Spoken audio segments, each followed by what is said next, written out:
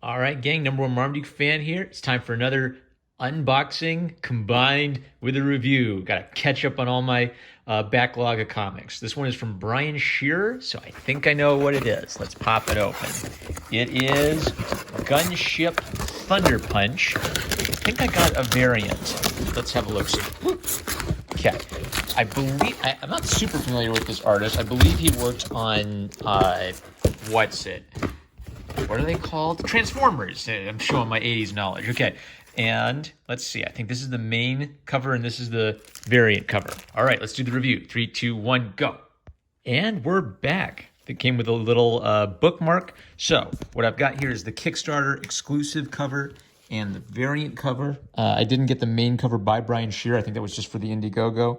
The alternate cover was by Alex Milne and colors were by Josh Perez. And the Kickstarter exclusive cover was by Randy Green with colors by Brian Shearer. So this is a very fun book. It has like a strong Transformers vibe to like Gunship Thunderpunch, but really it's not like Transformers in the setup or anything. So that kind of gives it its own fresh spin. So let me talk about actually one little quibble. I feel like this cover, something's a little grainy about the picture. And what's weirding me out is it's crystal sharp here, but maybe got a little like fuzzy texture on this one. Maybe that was an aesthetic choice to give it kind of like a dusty desert or old photograph vibe. But that's really the only negative thing I have to say. Brian Shearer draws in kind of just kind of like a loose style, but with some neat dynamism to it. So, for example, when the Martian robots show up, you can see how he adds some oomph to it by having like the really thick lines for the Martian robomechs, things like that. Two main characters are Commander Perry, who fought during the Martian War and seems to have like cowardishly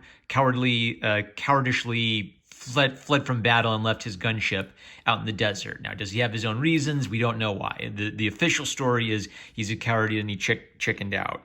And then Dr. Marcos, Nova Marcos, is a psychologist basically tasked with trying to reform the guy who's got a little son. And her son's on the moon, she's on Earth, and when he gets kidnapped by Martians, she gets the crazy plan to bust the commander out of jail, find the old gunship, and go after her son. So things move at a really, really fast pace. Just like 1 or 2 pages of just setting up the world building of like, we discover Martians, the Martians don't like us, the Martians want to kill us all, and we barely survive the war with them. And then it's kind of like straight into our two main characters and building up their relationship, kind of like the tense, I don't trust you, but I need your help to save my son.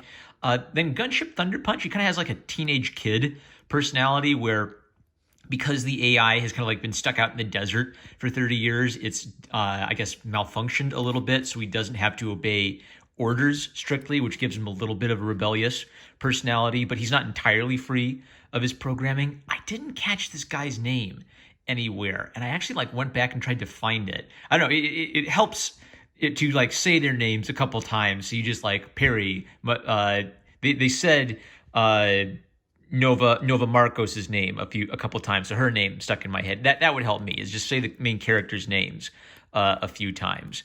I like how Gunship Thunderpunch is kind of expressive, right? So he's not just a robotic type of character, but him like doing like the big expressions and everything kind of helps sell him as a guy with like personality, even though he's robotic. There's just some like neat, like spacefaring stuff, like, oh man, we gotta program it, but I don't know how to program it because I wasn't the navigator, so I've got to do it on the fly. That kind of fun stuff, and then some scary monsters show up at the end for them to fight, and it leaves us with a hook for next time. So we have our 3 main characters and kind of like a scummy gun-loving prepper guy along for the ride whose name I don't know. We have a great setup for monsters to fight. Next time, there was a nice little fan art section. So very, very, very fun book. I will link to Brian Shearer's Twitter in the link below so you can follow it. And I'm sure there will be more opportunities when he does book 2. I don't know, don't quote me on this, but what I've noticed a lot of Kickstarter and Indiegogo artists do is they give you a chance to catch up on book 2, because I want you to buy book 2, so you want to know what happened in book 1. So be on the lookout for this, and I would give it a recommend. I'm #1 Marmaduke fan. I love you guys. Catch you later.